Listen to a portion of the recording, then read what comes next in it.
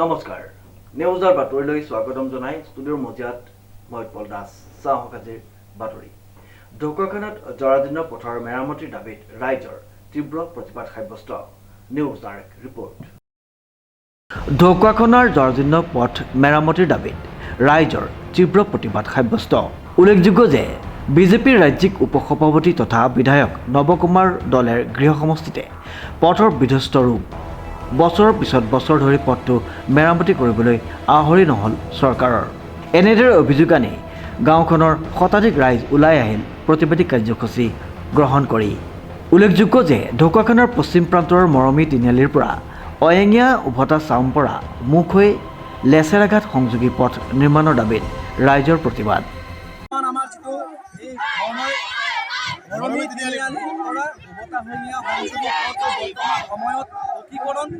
দাবীত আমি এই প্ৰতিবাদ কাৰ্যসূচী গ্ৰহণ কৰিছোঁ। বৰ্তমান আমাৰ নৱকুমাৰ দলে ডাঙৰীয়াৰ বিধায়ক হোৱাৰ বিধায়ক হোৱাৰ পৰা সময়লৈকে প্ৰত্যেকটো নিৰ্বাচনতে প্ৰতিশ্ৰুতি দিয়ে, কিন্তু আমি এইটোৰ কাৰণে আমি প্ৰতিবাদী কাৰ্যসূচী গ্ৰহণ কৰিছোঁ। কিয়নো বিভিন্ন ধৰণৰ আঁচনি ৰূপায়ণ কৰাৰ পাছতো বৰ্তমান সময়লৈকে এইখন চৰকাৰে উন্নয়ন পৰিৱৰ্তন বিকাশ বুলি কয়, কিন্তু বৰ্তমান সময়ত এনেকুৱা ৰাস্তা এতিয়া বৰ্তমান 108 আমাৰ গাঁৱলৈ নাই।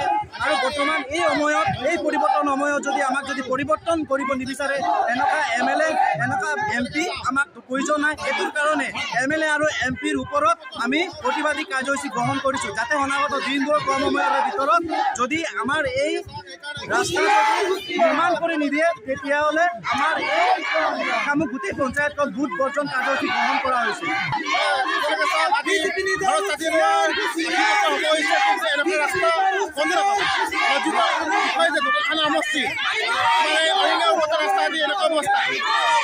আজি বিজেপি চৰকাৰৰ উন্নতি দূৰ কথা আছে, কিন্তু ৰাস্তাৰ কি অৱস্থা সেইকাৰণে এই ৰাস্তা অতি সোনকালে কৰিবৰ কাৰণে আজি উভতাইঙা গোটেই ইউথ কামে ওলাই আহি পিনি এই তীব্ৰ প্ৰতিবাদ হাতত লৈছোঁ। অসম চৰকাৰে এই ৰাস্তা বনাই নিদিয়ে ইয়াতকৈ জংকী আন্দোলন কৰিবলৈ আমি বাধ্য হ'ম। আমাৰ ৰাস্তাটো আজি বহুত দিনৰ পৰা স্বাধীনতাৰ কালৰ পৰা আজি তাৰিখলৈকে আমাৰ যিটো ৰাস্তা আমি দাবী কৰি আছোঁ। MP MLA আৰু প্ৰধান CM পৰ্যন্ত আমি কথাখিনি জনাইছোঁ, কিন্তু আজি পৰ্যন্ত একো কাম কৰা নাই। আৰু আমি জানিব পৰা মতে যিটো চেংচন হৈ আছে এই চেংচনবিলাকত আমাৰ অইঙাৰ পৰা উভতালৈ যিটো ৰাস্তা এইটো ৰাস্তাৰ কোনো নামেই নাই। গতিকে আমি ইয়াত সমূহ ৰাইজে ইয়াত প্ৰতিবাদ সাব্যস্ত কৰিছোঁ। গতিকে এই ৰাস্তাৰ প্ৰতিবাদ আমি আৰু কৰি থাকিম আৰু জংগী আন্দোলন পৰ্যন্ত আমি কৰিবলৈ আগবাঢ়িব লাগিব। কাৰণ আজি তাৰিখত যিমানখিনি কোৱা হৈছে আবেদন নিবেদন কৰাৰ পিছতো কোনো কাম কৰা নাই চৰকাৰে। গতিকে আজি তাৰিখত চাবলৈ গ'লে বিজেপি চৰকাৰে যিমানখিনি কাম কৰিছে কিন্তু তেখেতসকলৰ চকুত আমাৰ এইটো ৰাস্তাটো পৰা নাই। ঢকুৱাখানাৰ পৰা জিন্তু কোচৰ ৰিপৰ্ট নিউজ নাও।